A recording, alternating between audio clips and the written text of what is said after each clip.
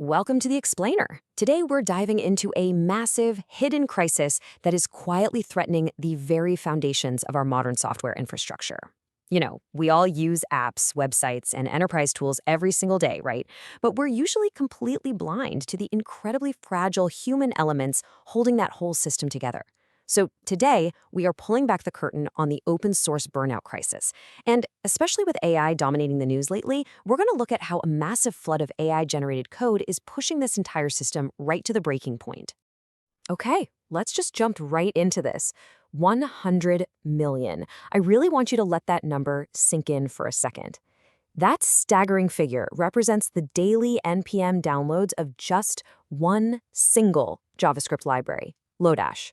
Every day, 100 million times, systems all over the world reach out and pull down this tiny piece of code just to make countless production apps function. I mean, that is enterprise scale at its absolute most extreme.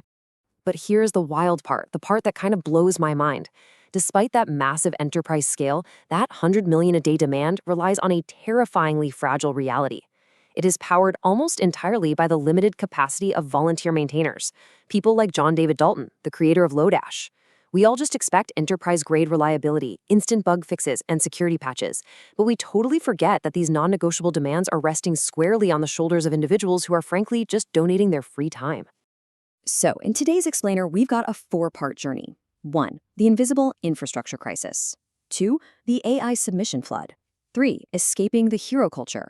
And finally, 4. Building sustainable open source. All right, let's dive into part 1. The invisible infrastructure crisis, or when scale breaks the maintainer. So, when an open source project quietly powers half the internet, the demands scale up perfectly with its success. But here's the catch. A single human being doesn't. We usually just think of maintaining a project as, writing code. But coding is literally just the tip of the iceberg. Think about all these invisible tasks: community management, governance, issue triage, security auditing. When a project explodes in popularity, these unexpected admin and security tasks grow way faster than any single maintainer's capacity. And these tasks eat up the exact same hours in a day as development does, which quietly pushes these maintainers to the absolute brink of exhaustion. Moving right along to section 2, the AI submission flood.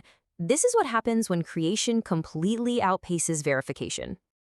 As you've probably seen in the news, recent AI tools have become a massive threat multiplier for maintainers. On one hand, you've got these AI drive-by contributions. Basically, anyone can generate a massive volume of code that looks great, passes basic linting, but secretly hides all these subtle edge cases and runtime failures. Then, on the other hand, you have the human verification effort. Auditing all this synthetic code requires a human to do an exhausting, deep dive review against the project's existing architecture. So, the bottleneck in open source? It's no longer code creation. It is code verification. Maintainers are now spending endless hours dissecting synthetic pull requests instead of actually shipping real improvements. And ecosystems are actually being forced to respond pretty drastically to this insane workload shift. Just to protect their core stability, some projects are restricting pull requests entirely. Take the Zig programming language community, for example. They formally banned AI-generated contributions altogether, and their reasoning hits the nail on the head with this quote: "The review overhead consistently outweighs the utility." It is a fascinating, if a little scary, look at how communities are having to block AI simply because their human volunteers literally cannot survive the verification avalanche. Which brings us to section 3, escaping the hero culture and looking at the 5-year road to recovery. We really need to dismantle this myth that maintainer burnout has some kind of quick fix. Let's use a tech-native metaphor here: the mental stack. Think of your brain like a server's memory. It's one shared pool of cognitive resources. The huge problem for open source maintainers is that their high-stress work tasks and their supposed downtime, like hobby coding, consume the exact same mental stack. When your day job and your leisure draw from the exact same well, trying to rest by simply coding for fun stops working entirely. Your brain basically never gets to unplug. To really grasp how deep this exhaustion goes, just look at John David Dalton's estimated recovery timeline after he had to step back from Lodash. This is not a quick 2-week vacation to the beach. Year 1 required serious therapy and setting really hard boundaries. By year 3, it meant intentionally stepping away from coding as a hobby altogether. It took roughly 5 years and multiple failed attempts before returning to open source actually felt sustainable again.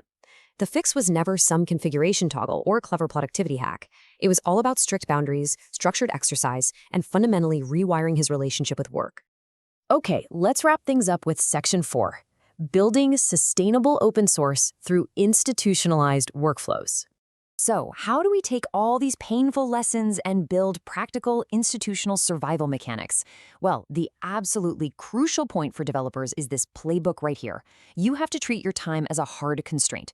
Explicitly say something like, we only spend 5 hours a week on this project, period.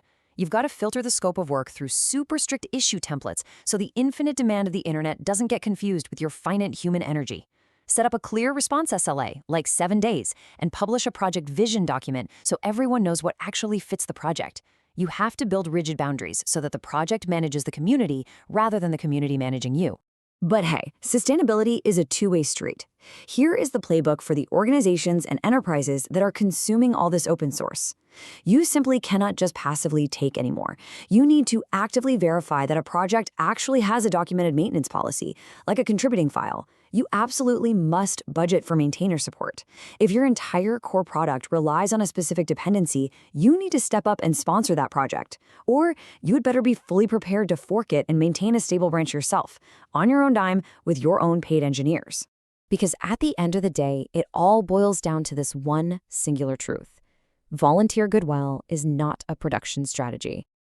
For any enterprise leaders watching this explainer right now, you need to realize that relying on single points of failure, relying on solo maintainers without formal governance and shared responsibility, well, it absolutely guarantees an eventual collapse of your software supply chain. So I want to leave you with a bit of a chilling question today, kind of inspired by that famous XKCD comic about the super fragile dependency chain of modern infrastructure. Take a really close look at your tech stack. Is your production infrastructure running on volunteer goodwill? And if the answer is yes, how long until the sheer scale of it, or an AI submission flood, totally breaks the person holding it all up?